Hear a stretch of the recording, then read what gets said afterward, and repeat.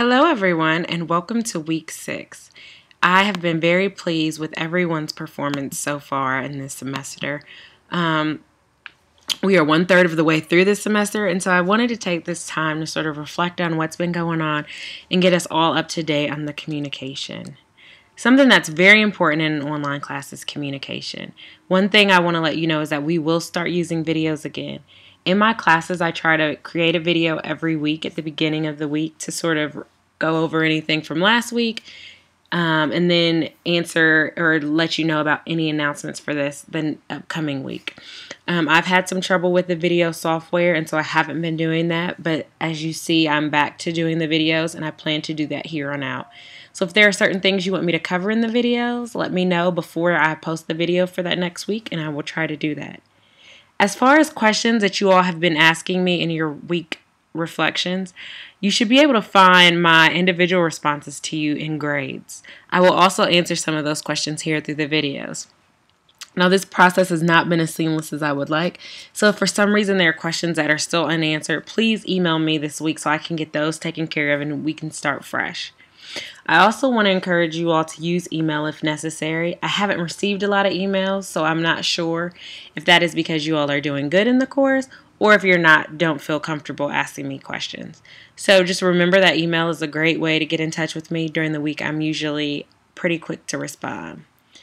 As far as your discussion boards, I have had some requests to be a little bit more active in the discussion boards. Several of you have asked for more of my opinion or more of my quote-unquote expert advice in some of the things that I've asked in the discussion boards. So this is what I'll do. I will discuss the discussion boards in the PowerPoint or in the video that I have for you each week. And I will also be a little bit more active in the discussion boards. A lot of the research shows that instructors need to be careful about being too quiet in discussion boards and too loud.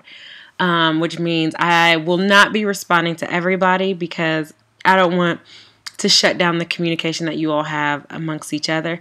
But I do think it is important for me to sort of respond in the discussion board a little bit more often and then summarize what the take-home messages were for that week. And so you can look to the video and you can look to the discussion board for some of my posts.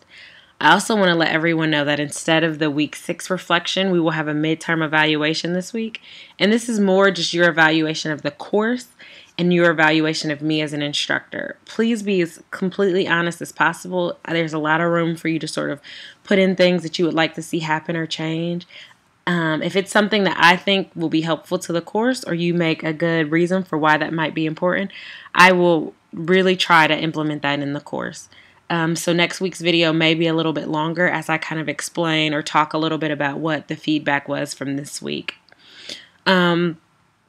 I also just want to encourage you to continue to send me feedback, questions, and things like that. Have been a couple of questions about the group projects that I thought that other people may want to know. So far, I think that they're going well. I know that several groups have had small hiccups here and there, but it seems like you guys are getting into a good rhythm. Please let me know how you think the groups are going in this week's evaluation. There are several opportunities to sort of just let me know what you think about the course or changes you would like to see. And so please, the group project is something new. It's something that the counseling department decided was important in order to build collaboration and have people work together. So please let me know what you think about that. A lot of questions have been asked about how do we determine the focus. And so some people have felt confused or felt like they could not choose for emotional, affective, cognitive, or behavioral. Person-centered was a great example for that where people felt a little confused. I will say that person-centered was emotional or affective because Carl Rogers really wanted to focus on how people felt in the session, and that was the reason why he encouraged the unconditional positive regard. So when thinking about that, you want to think about what is the therapist or what is this theory most important or mostly trying to influence? Is it trying to get us to think about how the person feels? Are we focusing on how the person thinks, or are we focusing on how the person behaves? And for some, there will be more than one, but usually there are one or two that really should stand out, especially as we get further along throughout the semester. There are also some questions about multicultural and how you should feel in that part of your chart or whatever your group is doing. So really what I want you to be thinking about is, what are the strengths and weaknesses of the theory, and does this theory work well with diverse populations? If so, why or why not? If you need more explanation on that, let me know. I will look at the group's responses to that, and if I see any glaring mistakes, I will email the groups individually. I also just wanted to kind of review some of the person-centered theory. Unconditional positive regard. A lot of you all talked about issues that you thought you might have with certain clients. For instance, child molesters or clients who were raped. I also have heard people say that they are not sure if they can do that with serial killers or people who just seem to have no regard for other people's lives or innocence. And so many of you asked me individually, is it possible to have that with any client? Carl Rogers would say yes. This is something that you each have to have an individual perspective on.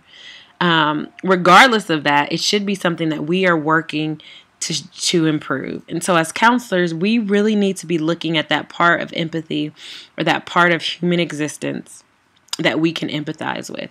So for a child molester, a way to empathize with someone who struggles with that would be to say, how awful must it be to have this strong inclination to molest children?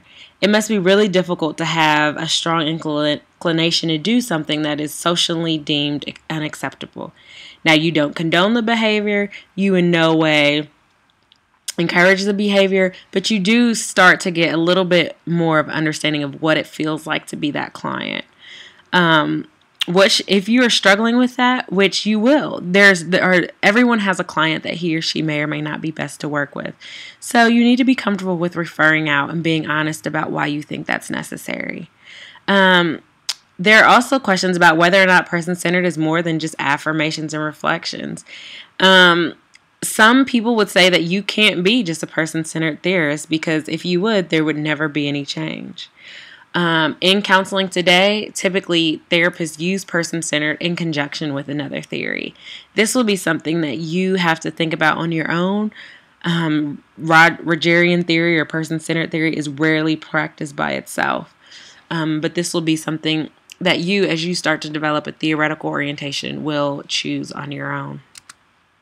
And then finally, I'm going to allow you guys to get a couple of extra credit points. Send me an email and just saying yes or no on whether or not you think the weekly video will be helpful, and I will give you 2 extra credit points for that. If you've made it to the end of the video, congratulations. Please email me for your extra credit, and have a great day. I look forward to talking to you all later on this week. Thanks. Bye.